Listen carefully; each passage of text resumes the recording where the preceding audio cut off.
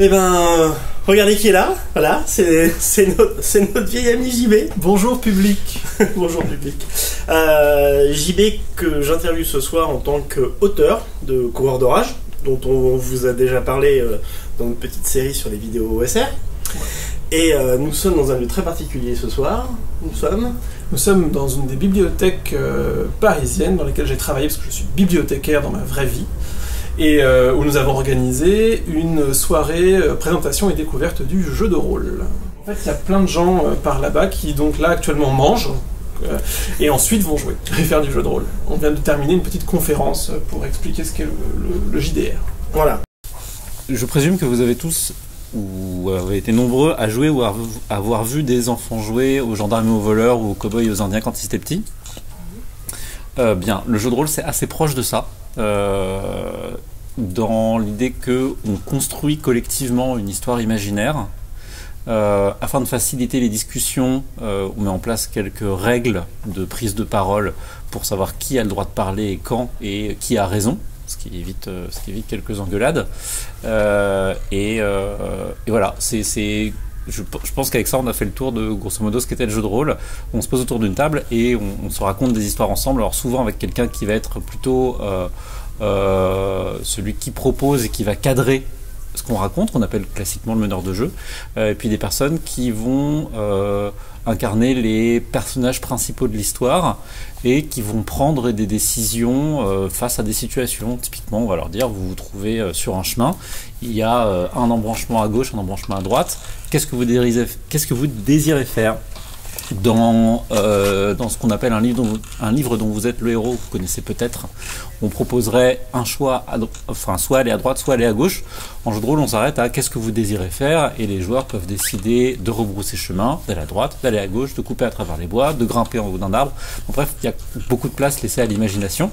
Et une fois que les joueurs ont agi et résolu leur action, le meneur de jeu indique quelle est la situation résultante. Typiquement, vous avez pris le chemin de droite, vous arrivez face à un gué, mais la rivière est en crue et ça va être compliqué de traverser. Et les joueurs, mis face à cette nouvelle situation, vont devoir prendre des décisions, agir, les règles étant là pour définir ce que peuvent et ce que ne peuvent pas faire leurs personnages. C'est un jeu coopératif.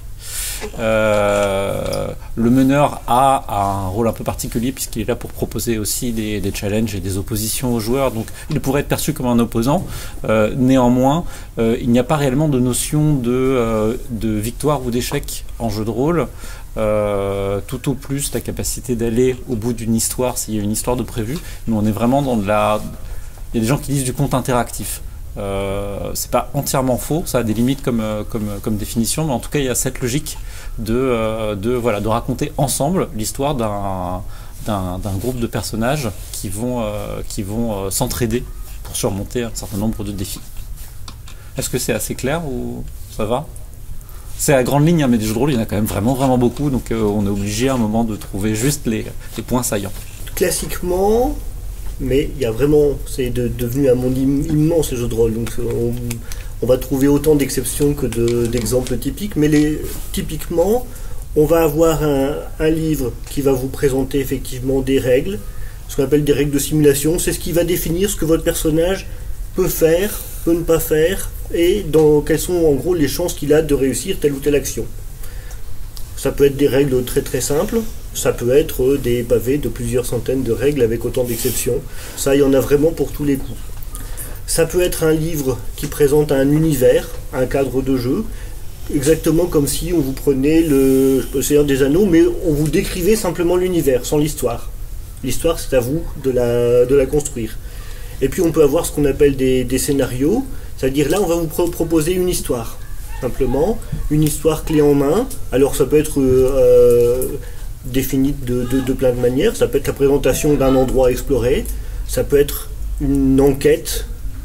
On vous donne progressivement les indices. Ça va être au maître de jeu, classiquement là encore, d'amener des indices progressivement et puis aux joueurs et aux joueuses de résoudre le problème. Ça peut être toutes sortes de situations. Là encore, Les jeux de rôle, ça peut être... alors, c'est né d'un mélange d'héroïque fantasy et de science-fiction, mais aujourd'hui, il suffit de voir un peu ce qu'il y a sur cette table, on en trouve dans tous les thèmes possibles et imaginables. En France, le jeu de rôle fonctionnait vraiment bien. C'est moins le cas maintenant, même s'il y a un redémarrage, notamment grâce justement à YouTube et aux parties filmées, etc. Il y a un nouvel engouement pour le jeu de rôle, mais il faut se souvenir que dans les années 80, 90, le jeu de rôle fonctionnait vraiment très bien, suffisamment bien pour qu'on puisse trouver du jeu de rôle un peu partout, y compris chez France Loisirs ou dans des très grandes surfaces comme la Fnac. C'est plus le cas maintenant, ça commence à être à nouveau le cas, mais disons qu'on pouvait vraiment trouver du jeu de rôle partout. Il y avait aussi l'essor des livres dont vous êtes le héros qu'on pouvait trouver à peu près dans n'importe quelle librairie, qui était une façon de faire du jeu de rôle tout seul, avec des choix plus cadrés, etc. Et donc, à partir de là, on met le doigt dans l'engrenage, on commence par faire 150 livres dont vous êtes le héros pendant les vacances chez Mémé, et puis on commence à acheter un premier jeu de rôle, à vouloir faire jouer les copains, et puis on ne s'arrête jamais. On va devoir parler des heures sombres de notre loisir, enfin, à savoir ce que nous appelons la période Mireille Dumas. À une époque, il y a eu, on va dire, il y a eu une grosse controverse sur la pratique du jeu de rôle, qui donc s'est traduite en France. En tout cas, la controverse à la base venait des États-Unis, mais est arrivée en France parce qu'on importe tout ce qu'on peut, et est arrivée sur est-ce que c'est un loisir dangereux, est-ce que c'est un loisir qui peut entraîner des problèmes comportementaux chez les pratiquants un petit peu trop investis, dirons-nous, et ça s'est traduit de façon absolument certaine par une demi-mort du loisir, d'un point de vue commercial. Ouais, en fait, le jeu de rôle a subi ce que subissent tous les loisirs émergents historiquement. Donc comme la bande dessinée, comme le rock'n'roll, il y a des gens bien intentionnés qui avaient absolument aucune pratique ni idée de ce dont ils parlaient, qui sont venus expliquer à quel point c'était dangereux et à quel point ça allait corrompre la jeunesse. Mais la jeunesse s'en est remise. Elle a continué à jouer, moins nombreuse un petit peu, hein, mais en tout cas il y a des gens qui ont continué à jouer. On peut voir une grosse tendance à ne pas se raser, par contre, manifestement, voilà, il y a quelque chose quand même. Ça. La perte de cheveux n'est pas liée. Et aujourd'hui, il y a des choses qui bougent à nouveau. Il y a des effets de boule de neige, en fait. Il y a des gens qui se remettent à jouer, il y a des gens qui ont continué à jouer, et puis le loisir a été un peu dédiabolisé, donc c'est beaucoup plus facile aujourd'hui. Il y a beaucoup plus de gens qui ne connaissent pas, comme vous, qui sont curieux de découvrir.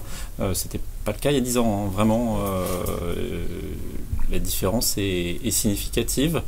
Et donc la pratique du jeu de rôle est vraiment en train de se développer, et puis il y a des jeux de société qui ont bien marché, qui jouaient un peu à touche-touche avec le jeu de rôle, typiquement les Loups-garous de Tire-ce-lieu en jeu de société, qui a connu un gros succès commercial, a un peu le côté on incarne des rôles, même si on raconte pas trop des histoires, mais il y a des glissements comme ça qui se sont faits. Les personnes qui font partie de cette frange de pratiquants de jeux de rôle, globalement ce qu'on appelle les geeks, sont des gens qui sont aujourd'hui assez bien assis socialement, et aussi et du coup qu'on a une influence culturelle qui fait que les gens aussi ont plus de pratique des univers imaginaires, donc vont plus facilement vers le jeu de rôle, qui est quand même très associé à ces éléments-là, et du coup il y a un mouvement là-dessus. Et puis effectivement depuis 2 ans, je dirais, on commence à avoir une pratique d'une chose qu'on n'imaginait pas trop possible avant, à savoir des parties filmées, diffusées, qui rencontrent un grand succès. On a été persuadé pendant très très longtemps que le jeu de rôle n'était intéressant qu'en tant que pratique, mais en tout cas pas à montrer. Et il y a des gens qui ont réussi à le montrer. Félicitations à eux. Et du coup, on voit un public qui arrive par YouTube, qui n'a aucune pratique préalable, qui est venu parce qu'il y avait telle ou telle personnalité publique qui proposait ou qui participait à des parties de jeux de rôle diffusées, filmées et diffusées en ligne, et qui du coup viennent découvrir ce loisir par un angle inhabituel, en tout cas quand on a une pratique depuis longtemps. Donc il y a vraiment pas mal de choses qui sont en train de bouger de ce point de vue-là au niveau des populations, au niveau des âges, et puis au niveau des sujets de jeu et de ce qu'on travaille. Il y a de plus en plus de jeux qui sortent des questionnements d'univers imaginaire et qui vont proposer de jouer dans d'autres cadres, de jouer des familles en crise, de jouer des enjeux politiques dans une ville ou dans un village. Enfin vraiment des choses qui sont aussi plus proches de certaines cultures légitimes, et qui du coup facilitent l'accès pour des personnes qui qui n'ont pas du tout la culture science-fiction, fantasy et autres. Cela dit, cette culture geek au sens large, elle s'est beaucoup diffusée par le cinéma, tout simplement, ces dernières années. Quand j'étais au collège, le jeu de rôle, on en parlait vraiment entre soi avec les 3-4 joueurs du collège, et on devait être les seuls à avoir lu Le Seigneur des Anneaux. Bon, aujourd'hui, globalement, les gens en ont entendu parler, et s'ils l'ont pas lu, ils l'ont vu. Et puis, effectivement, on a des rôlistes relativement célèbres en dehors du jeu de rôle et qui en parlent. Alors, en France, un auteur comme Johann Sfar, qui est à la fois auteur de BD, cinéaste, qui fait de la presse, etc., qui a une certaine influence. Non seulement il parle de cette pratique du jeu de rôle, mais apparemment il est en train d'écrire un jeu. On a eu une presque première dame rôliste avec Julie Gaillet, qui parlait de sa pratique du jeu de rôle assez régulièrement dans des interviews. Donc il y a une génération qui a fait du jeu de rôle depuis longtemps, qui en fait éventuellement encore, et qui en parle assez volontiers. Donc c'est devenu un loisir légitime, ce qui était effectivement pas le cas dans les années 80. Alors là, on a une belle mixité homme-femme dans la salle, mais... La question piège. Mais pas sur le plateau. Non, c'est une question. Est-ce que bah vous oui, mais avez vu, c'est vous qui une avez réponse. écrit, animé des parties C'était un loisir sinistré du point de vue de la présence féminine il y a encore très peu de temps. C'est beaucoup moins vrai maintenant, je pense. Enfin, se féminise de façon assez rapide. Je pense qu'il y a énormément de facteurs qui vont dans ce sens-là. Tu parlais de la culture de la fantasy qui s'est... Enfin, des cultures de l'imaginaire qui s'est démocratisée. Quand la série la plus regardée au monde, c'est Game of Thrones, et que c'est un public clairement mixte, puisque tout le monde... voilà, à une époque, c'était pas du tout le cas. Et des choses même comme Twilight ou des choses comme ça, il y a vraiment une culture de l'imaginaire. On voit d'ailleurs que, on va revenir sur la bibliothèque, les fonds jeunes adultes, etc. Il y a toute une génération, on va dire la génération manga, la génération Twilight, etc., qui est vraiment une génération mixte, et cette génération-là s'intéresse aux jeux de rôle. Donc on voit arriver beaucoup de joueuses, et c'est tant mieux. Il y a des jeux qui sont clairement destinés à un public adulte parce qu'ils évoquent des thématiques justement liées aux jeux d'horreur ou à des choses comme ça, ou même purement et simplement des thématiques vraiment adultes. Pour préparer la partie de ce soir, moi je sais que par exemple je vais changer mon scénario en fonction ou pas du fait qu'il y ait un ou plusieurs enfants à la table. Je me suis dit, il faut que je prépare une porte de sortie s'il y a des enfants. Le scénario sera quasiment le même, mais il y aura quelques petits changements, parce qu'il n'y a pas forcément des thèmes qu'on peut aborder aussi sereinement quand il y a un enfant de 9 ans autour de la table. Il y a des considérations aussi assez pragmatiques qui sont de l'ordre du temps de jeu. Une partie de jeu de rôle, c'est quand même plus long que ce qu'on peut trouver en jeu de société hors gros jeux. On est quand même sur des parties qui font facilement 3 heures, et là je parle pas des parties plus longues, loin s'en faut. Ça peut être... peut vraiment s'étirer dans le temps. Donc forcément, avec un jeune public, il y a des enjeux d'attention qui se posent. Même avec des adultes, en fait, ça se pose des enjeux d'attention assez régulièrement, soyons sincères, mais un peu moins quand même. Donc cette partie-là, elle existe aussi. Elle fait aussi partie réellement des contraintes, quoi. Voilà, donc soirée découverte avec des béotiens du jeu de rôle. Tout à fait. Voilà, c'est fréquent ce genre d'animation ? Je crois que la bibliothèque Louise Michel à Paris fait une soirée jeu de rôle une fois par mois. Donc si vous voulez pratiquer dans la région parisienne, c'est The Place to Be. Il y a une autre bibliothèque, Rainer Maria Rilke, qui est le pôle littérature de l'imaginaire à Paris, qui organise aussi régulièrement des événements. Dans cette petite bibliothèque-là du 19e arrondissement, c'est une première, et on est très content parce qu'il y a vraiment du monde. Il y a un public qui n'est pas forcément le public geek habituel, donc c'est cool pour la démocratisation de notre glorieux hobby. Voilà. Donc tu vas faire jouer à Coureur d'Orage ce soir ? Tout à fait, parce que l'important pour moi, c'est d'abord et avant tout de vendre des jeux pour pouvoir payer les traites de mon yacht. Donc l'idée, c'est quand même d'appâter le plus de personnes possible. Tout à fait. Tu leur préparais quoi là spoiler pour moi ? Alors, je vais essayer de faire en fait une petite...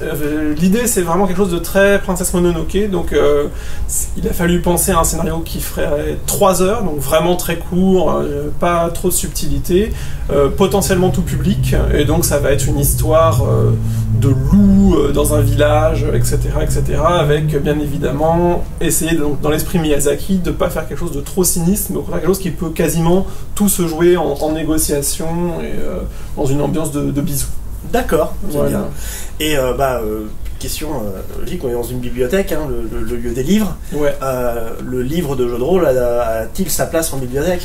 Alors c'est une très bonne question. À Louise Michel, oui, donc la bibliothèque dont on parlait, puis ils ont un fonds jeu de rôle alors, qui a été constitué par le biais de la gentillesse des rôlistes parisiens qui ont fourni des jeux.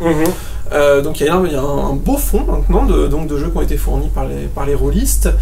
Pour ce qui est du réseau en bibliothèque, c'est compliqué parce que le livre de jeu de rôle, c'est pas quelque chose... les gens arrivent, désolé, les gens continuent à arriver. Le livre de jeu de rôle, dans le cadre de la bibliothèque, c'est compliqué. Donc ça se discute beaucoup. Il y a beaucoup de bibliothécaires parisiens de ma génération qui sont rôlistes ou très amateurs de culture de l'imaginaire. Donc c'est une vraie problématique le jeu de rôle en bibliothèque, mais on en est encore au stade du débat houleux. C'est pas encore établi. Maintenant que le jeu de rôle revient dans les grandes surfaces et librairies grâce à Larousse et aux tout boîtes, à fait. C'est le moment, de toute manière, de se poser les questions, clairement. Exactement. Bon écoute, ça fait plaisir de te revoir je suis content d'être au retour. Et puis écoute, bonne lecture à vous et puis bon jeu à toi ce soir. Merci, on va essayer d'assurer, sachant que là je suis face à des inconnus et des débutants, donc la pression, je suis assez nerveux en fait, voilà. Nous n'avons rien vu. Tout est fait par la pénombre. Nous savions que nous étions.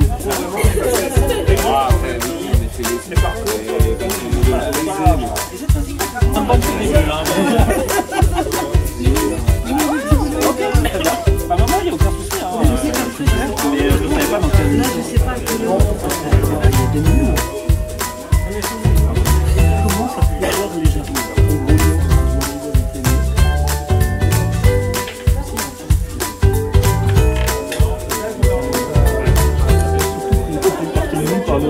Bonsoir Nicolas. Bonsoir. On te rencontre dans le cadre de la soirée à la bibliothèque Claude Lévi-Strauss où tu as animé une petite présentation du jeu de rôle. Oui. Et une table de jeu. Surtout. Pour des complets débutants du jeu de rôle. 4 débutantes. 4 débutantes. Voilà. Alors, pour les gens qui nous regardent et qui ne te connaissent pas, même si on a parlé de toi récemment dans une vidéo, peux-tu te présenter ? C'est toujours un exercice difficile, mais je vais essayer. Donc moi je suis Nicolas Dessau, on me connaît aussi sous le nom de Snorri sur un certain nombre de forums francophones et anglophones. Je suis l'auteur de plusieurs jeux, des rétroclones, Aventures fantastiques, Épée et sorcellerie, le fameux Searchers of the Unknown, qui a fait couler beaucoup d'encre. Oui. Et puis surtout d'un univers qui s'appelle le dodécaèdre. Accessoirement, j'écris sur un certain nombre d'autres sujets et pas uniquement sur le jeu de rôle.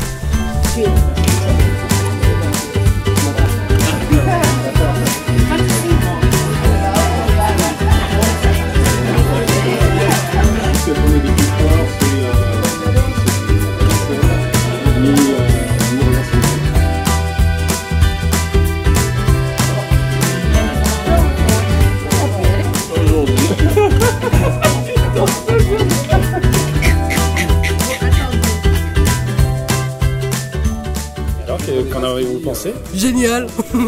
Je reviendrai. C'était la première fois où... Ah oui, complètement, oui. J'avais entendu parler par des amis à moi qui font ça, mais sans jamais vraiment m'y intéresser. Et puis là, il y avait l'occasion, quoi. Donc, comme je suis à la bibliothèque ici, j'ai découvert ça la semaine dernière. Je me suis dit, tiens, pourquoi pas. Et j'ai essayé. Et franchement, j'ai adoré parce que au début, c'est pas simple, hein, parce que bon, on nous donne plein d'informations, on intellectualise tout, mais après, au bout d'un moment, il suffit de se lâcher, et là, l'imagination, enfin, pour moi, est partie en tous les sens, quoi. C'est même pas évident de revenir dans le jeu et de pas partir ailleurs, parce que j'ai plein d'idées, et j'ai vraiment adoré, hein. J'ai passé un très très bon moment, et je pense que peut-être, pourquoi pas recommencer, et en fin de compte, on retrouve notre âme, enfin, en tout cas, avec celui-là, j'ai retrouvé un peu mon âme d'enfant, quoi. Oui, moi, c'était aussi ma première fois. J'ai bien aimé, c'était pas trop difficile. Comme avec ma maman, on joue souvent à des jeux de société. Je trouvais ça quand même bien fait, bien expliqué. Bon, après, il faut avoir de l'imagination parce que sinon, c'est un petit peu compliqué. Et voilà, j'ai bien aimé. Et tu t'en es sorti, tu vois, tu es un peu au milieu d'adultes, etc. Tu t'en es bien sorti là-dessus? Bah oui, je trouve que je m'en suis bien sortie. Moi, je trouve que ça va. Qu'est-ce que tu as préféré dans le jeu, en fait? Bah, moi, ce que j'ai préféré, c'était les forces. Par exemple, comme les forces et les faiblesses. Donc, par exemple, moi, mon niveau de force, c'était l'observation. Et j'aimais bien les forces et les faiblesses. Mais un jour, t'aurais pas envie d'être à cette place et de faire jouer un petit peu les gens autour de toi? Bah si. Changer de rôle du coup. De plus être dans le jeu, de faire animer des gens. Si, ça pourrait être bien. Salut Manuel. Salut. Tu vas bien? Très bien. Voilà, on se retrouve dans le cadre d'une soirée découverte du jeu de rôle à la bibliothèque Claude Lévi-Strauss. Oui. Hein, tu viens avec brio d'animer une petite table. Ouais, je viens de faire deux parties. Une partie avec 2 aventures de Summer Camp et je suis rincé. J'imagine. On les a vus, ils étaient bien motivés. Summer Camp, c'est... Alors, Summer Camp, c'est un de mes jeux, c'est celui-là. Et ouais. Celui-là, enfin voilà, c'est... Voilà. Hop, je fais ça comme ça pour la caméra. Voilà. Donc à la base, Summer Camp, c'est ce jeu-là qui est mon plus gros jeu pour l'instant. Et donc il y a Premier Bivouac qui est un module de découverte. Disons-le simplement comme ça. C'est... alors, le raccourci, c'est de dire c'est les Goonies dans Lost. Voilà. Très bon résumé. Donc jouer une troupe d'enfants turbulents en camp de vacances dans une forêt et qui vont se raconter des histoires qui font peur au coin du feu et vivre des aventures échevelées au cours de la journée. Voilà. Un petit parfum de scoutisme et de bonnes valeurs écologiques de la nature. C'est ça, alors je me suis un peu référé effectivement au scoutisme, plus côté éclaireur, donc laïque, que scoutisme religieux. J'ai moi-même pas de culture scout du tout, mais il y avait quand même cette idée de effectivement courage, exploration, écologie. Alors du coup j'ai imaginé un organisme qui s'appelle le Corps des Explorateurs, dont font partie les personnages, et qui incite les enfants à aller voir plus loin que l'horizon pour découvrir le monde. Un très bon jeu pour faire découvrir le jeu de rôle à des gens. Bah, ça marche plutôt bien. Je crois que des gens qui sont pas forcément férus d'univers imaginaire, de dragons ou de cybertechnologie peuvent assez facilement rentrer dans le jeu. Je crois que l'approche graphique qui est quand même plus proche du livre jeunesse que de ce qu'on a en illustration traditionnellement en jeu de rôle permet de toucher des publics qui ne seraient pas forcément touchés par des choses qu'on voit nous plus communément. Donc je crois, je pense que c'est un bon jeu de rôle pour les non-rôlistes. J'aimerais que ce soit un bon jeu de rôle pour les rôlistes aussi, mais il faut encore que je les convainque. Ouais. Enfin, au vu des retours qu'on a eu après la partie, je pense que ça a été plutôt bien réussi à ce niveau-là. Bah là, ils ont l'air de s'amuser, ouais, moi aussi. Et vu comment ils m'ont crevé, je pense qu'effectivement, il y avait de l'énergie qui circulait quelque part. Mais moi, j'adore faire jouer à ce jeu. Les gens rigolent, les gens... En fait, je veux que les joueurs fassent 3 choses pendant une partie. En tout cas les personnages, mais je veux qu'ils aient peur, je veux qu'ils s'amusent et je veux qu'ils aillent explorer la forêt et découvrir des mystères. Et si autour de la table, à des moments ça crie, à des moments ça rigole, moi j'ai fait mon job, je suis content avec ça. Okay. Et là manifestement ça a crié, ça a rigolé à plusieurs moments. C'était vraiment cool. Bon, tu dis que Summer Camp c'est ton plus gros bouquin. Souvent, t'écris plutôt des bouquins, enfin des jeux, on va dire en 1 page, 2 pages, enfin des jeux courts. Des formats courts. Formats courts. Même les autres jeux que j'ai sortis, en fait, qui font plus de 1 ou 2 pages, qui sont pas dans le format court. Moi, le format court, je mets ça jusqu'à 10 pages en gros. Mais les autres, je fais plutôt des jeux qui sont en dessous de 100 pages. Effectivement, dans Summer Camp, j'ai tenté des choses sur une. Il y a un côté un peu encyclopédie imaginaire à un endroit du jeu qui prend un peu de place. Et puis j'essaie de faire beaucoup de pédagogie pour le meneur aussi. Effectivement, je pense que c'est un jeu qui peut accompagner le meneur. En tout cas, j'ai essayé de mettre beaucoup d'outils pour ça. Ouais, tout à fait. Et alors, pour les gens qui ne te connaîtraient pas, d'autres exemples de jeux que tu as écrits D'autres exemples de jeux que j'ai écrits. Alors, mon plus connu, Sur les frontières. c'est celui-là. Hop là, je vais faire comme ça, Sur les frontières, qui était mon premier jeu, que j'ai sorti, qui a été illustré par John Grumpf, qui est pour le coup plutôt médiéval, pas un peu fantastique, mais pas dans la grosse fantaisie qu'on peut avoir habituellement, et qui est là plutôt pour faire des histoires un peu tragiques, épiques. Voilà, ça c'est mon premier jeu, qui est, je crois, le plus connu. Le plus récent en sortie, que j'ai fait en financement participatif l'année dernière, c'est Aux marges du pouvoir, qui est... Alors j'ai l'habitude de dire que c'est un spin-off de Sur les frontières, parce que ça se passe dans le même univers, mais à un autre endroit, avec une proposition ludique radicalement différente. Oui, tout à fait. Et là, en l'occurrence, on joue des gens très ambitieux dans une capitale, de penser... alors moi, je cite toujours Bellamy de Maupassant, mais ça ne parle pas aux gens, donc pensez Littlefinger dans Game of Thrones, et peut-être ça vous parlera un petit peu plus. Voilà. Et donc, je l'ai fait en financement participatif, contrairement aux autres, parce que c'était pas un format traditionnel, puisque c'est un A1 recto verso, avec d'un côté une grande illustration faite par John Grumpf, donc pour garder la même charte graphique que Sur les frontières. Et puis de l'autre côté, les règles du jeu. Voilà. Hop là. Voici. À noter que c'est un jeu qui se joue sans meneur, ou plutôt avec 4 meneurs, et avec des dominos. Ouais. Là, on est vraiment sur l'exemple presque de l'hybride de jeu de plateau, jeu de rôle. Bah écoute, ça tombe bien que tu le dises, parce que le Grog, après avoir testé le jeu pour vérifier quand même, parce qu'il n'était pas sûr, a décidé que ça n'était pas du jeu de rôle. D'accord.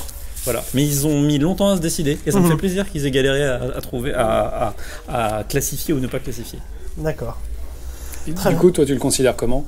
Moi, je le considère comme un jeu, mais tu sais, je fais du jeu de rôle, je fais du jeu de société, je fais des jeux vidéo, et tout ça pour moi est un continuum. C'est aussi pour ça que dans Ludologie, on traite de jeux, c'est un podcast que je fais, on traite de jeux de façon transversale, parce que pour moi tout ça c'est un continuum, donc je me pose assez peu la question. C'est un jeu pour raconter des histoires, ça c'est à peu près acquis. Voilà. Après, moi ce qui m'importe, c'est est-ce que c'est un bon jeu, est-ce que c'est un moins bon jeu, la case. Voilà. Donc j'espère que c'est un bon jeu. En tout cas, c'est un jeu sincère. Voilà. Eh ben écoute, merci Manuel d'avoir passé quelques minutes avec nous. C'était un plaisir. Et merci d'être venu animer une table à cet événement. C'était l'éclate. Tant mieux. Sur ce, bonne lecture à vous. Bon jeu à toi. Et j'ai fait plein de jeux courts aussi, ils sont pas dedans, mais vous trouverez des liens. Bientôt on va mettre un site où il y aura plein de jeux courts en une page, gratos, tout ça. Parce que ça c'est le truc payant, mais il y a plein de jeux gratuits pour jouer, pour découvrir le jeu de rôle en n'ayant pas d'investissement. Voilà. C'est bien, un philanthrope du jeu de rôle. On fait ce qu'on peut. Merci beaucoup. Merci. Salut à tous.